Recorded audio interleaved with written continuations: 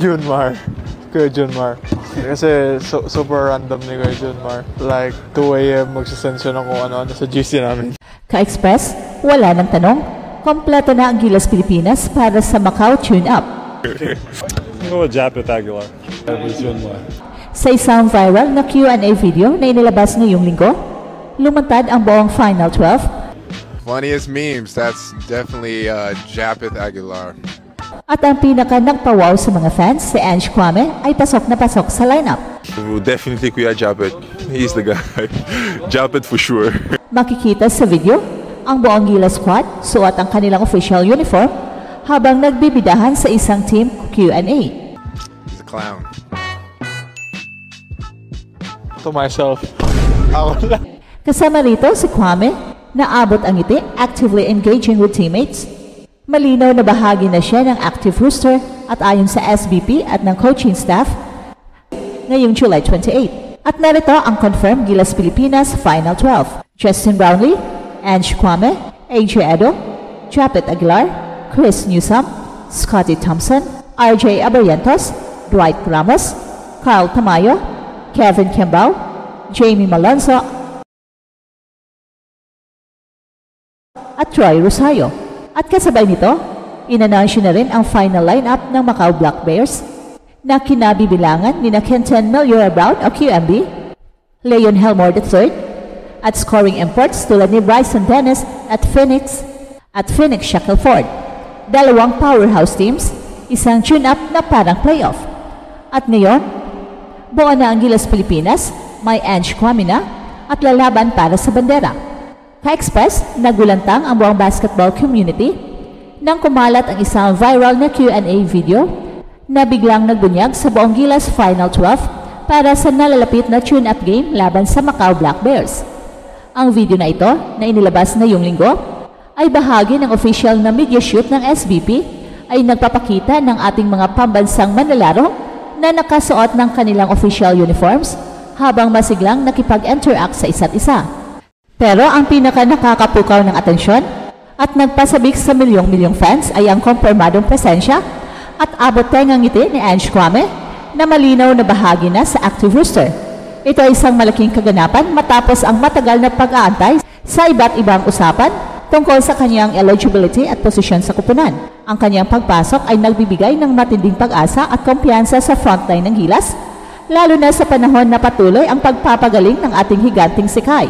Ang kumpirmadong Gilas Final 12 na nakita sa video ay binubuo ni Justin Brownlee, Ange Kwame, AJ Edo, Japeth Aguilar, Chris Newsome, Scotty Thompson, RJ Abarientos, Dwight Ramos, Carl Tamayo, Kevin Kimbao, Jamie Malonzo at Troy Rosario.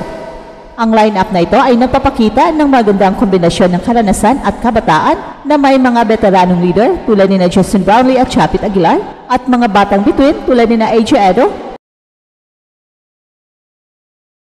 Carl Tamayo at Kevin Kimbao. Ang bawat pangalan sa listahan ay maingat na pinili ng coaching staff sa pamumuno ni Coach Tim na naglalayong makabuo ng isang kupunan na hindi lang may talento kundi may puso at malakas na chemistry. Ang kanilang mga ensayo na puspusan ng isinasagawa ay nakatuon sa pagpino ng bawat play, pagpapalakas ng depensa at pagpapabuti ng teamwork.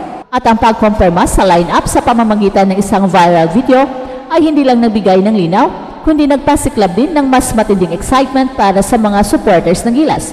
Ang anticipation para sa kanilang huling tune-up game laban sa Macau Black Bears sa July 28 ay nasa rurok na dahil ito ay magsisilbing huling pagsubok bago ang hamon sa FIBA Asia Cup.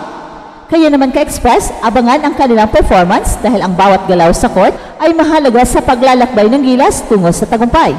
Ka-Express, habang puspusan ng Gilas sa paghahanda, hindi rin dapat palampasin ang kanilang magiging kalaban sa July 28, ang Macau Black Bears, na meron ding kumpirmadong powerhouse lineup. Hindi lang basta tune-up game ang inaasahan, kundi isang tunay na salpukan na magsisilbing huling pagsubok para sa ating mga pambato. Ang opisyal na lineup ng Macau Black Bears ay kinabibilangan ng mga pangalang magbibigay ng matinding hamon sa Gilas. Andiyan si Kenton Meliora Brown o QMB, ang dating Gilas hopeful, na ngayon ay kakampi na ng kalaban. Ang kanyang presensya sa Black Bears ay magdaragdag ng kakaibang intriga sa laban, lalo na't kilala siya sa kanyang husay sa rebounding at interior defense. Makakasama niya sina Leon Gilmore III, isang athletic forward na may kakayahang mag-score at magbigay ng energy sa court, at ang mga scoring imports tulad ni Bryson Dennis at Phoenix Shackelford na inaasahang magdadala ng malaking offensive load para sa Macau. Hindi rin pahuli ang mga veterano tulad ni Cole Misick at Sonny Path na magbibigay ng karanasan at disiplina sa kanilang koponan. Ang Macau Black Bears na pinamumunuan ni Coach Garrett Kelly ay hindi dapat maliitin.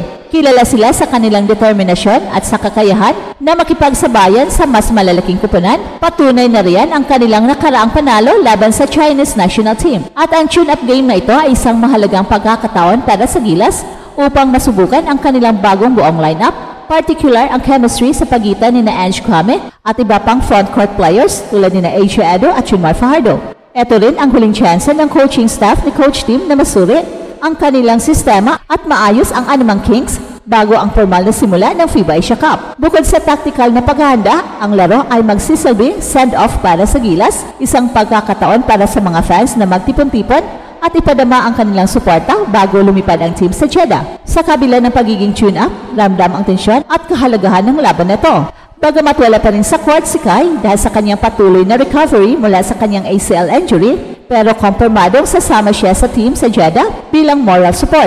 Ang Gilas ay handang ipakita na kaya nilang manalo at lumaban ng buo kahit wala ang kanilang 7-3 big man. Dalawang powerhouse team, isang entablado at isang layunin, ang patunayan ang kanilang lakas bago ang pinakamalaking hamon sa Asia. Ka-Express, handa na kaya ang Gilas Pilipinas na tumungo sa FIBA Asia Cup 2025 sa Jeddah, Saudi Arabia pagkatapos ng kanilang matinding tune-up game kontra Macau Black Bears?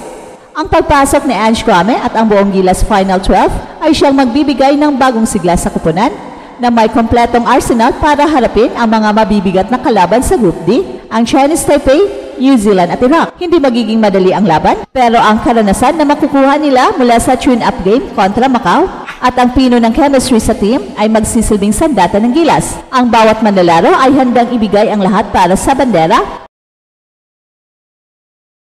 Umaasang maipakita ang galing ng mga Pinoy sa international stage at lampasan ang nakaraang performance ng bansa. Sa mundo ng NBA, patuloy ang mga balita na may kinalaman din sa ating mga kababayan.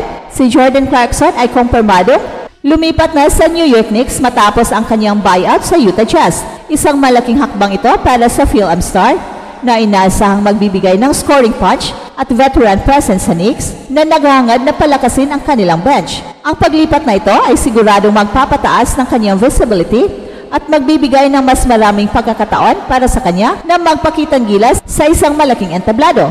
Samantala, sa kabila ng injury ni Kai, patuloy ang pagsubaybay ng mga fans sa kanyang pagaling at ang kanyang long-term na pangarap sa NBA. May pag-asa pa rin para sa kanyang NBA journey na nagiging inspirasyon din sa iba pang Pinoy-American talents na naghahangad na makapasok sa pinakamalaking liga sa mundo. At ito ang Express Info kung saan bawat kwento ginulat ang mundo. Don't forget to like and subscribe.